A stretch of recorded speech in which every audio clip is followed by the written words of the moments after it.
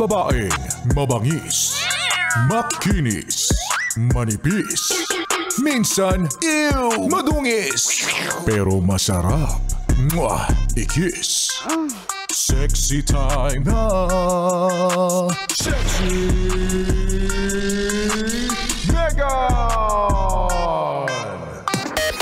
Pasensya ka na.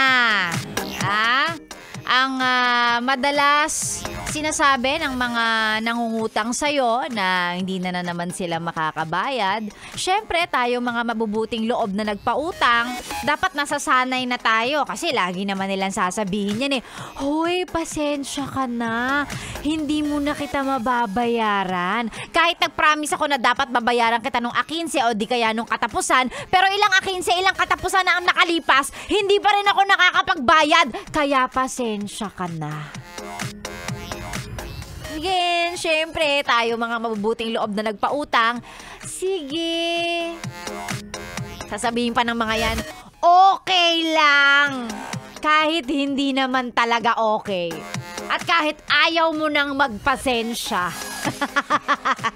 Pero wala ka naman choice kung wala talaga siyang mabibigay, di ba? Anong magagawa mo? Minsan, ang sarap na lang magwala. Lalo na pag kailangan mo din. Pero hindi mo makuha yung pinautang mo because wala siya mabayad Ano magagawa natin?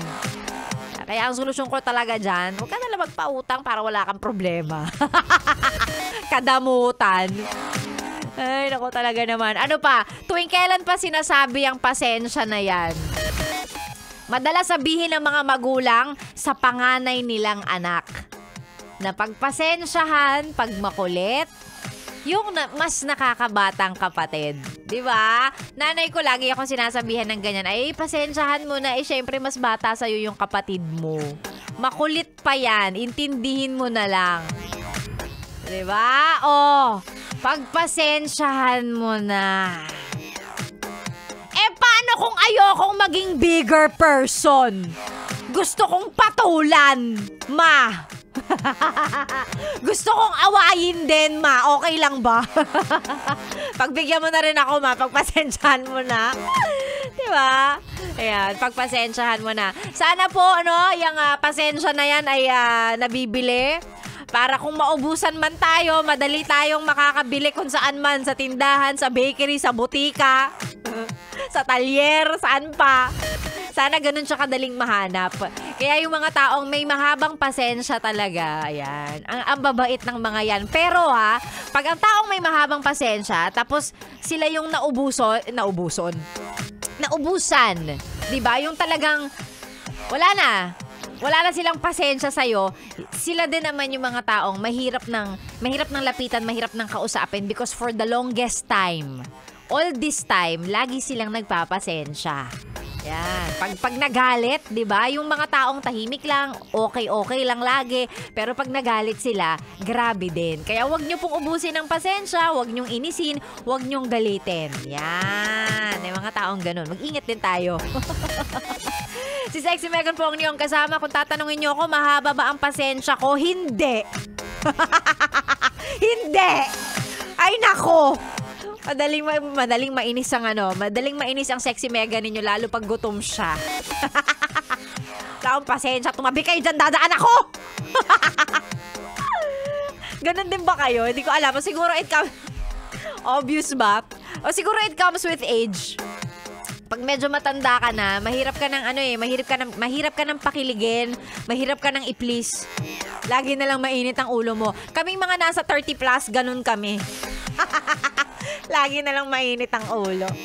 Ay, naku talaga naman. Oy, Sexy Megan po ang inyong kasama. Tuloy-tuloy hanggang mamayang tanghali. Sige, roll call tayo ng mga nakikinig sa atin kahit wala na akong oras. Pero sige, Carla. Ayan, sabi ni Carla, may pasensya naman daw sa bakery pero tinapay nga lang yon. Reynold de la Peña, may pa-video pa na naka-Yes FM. Hello sa'yo, Reynold. Maraming salamat sa pakikinig. At Tin Rivera, magandang umaga. LT Manatad na nasa sa biyahe, Lieutenant Manatad. Ayan, hi LT, ingat sa biyahe kung nasaan ka man. Si Heaven at ang kanyang mga kasamang nakatambay sa kanilang clinic dyan sa Cavite State University kasama si Sir Paul.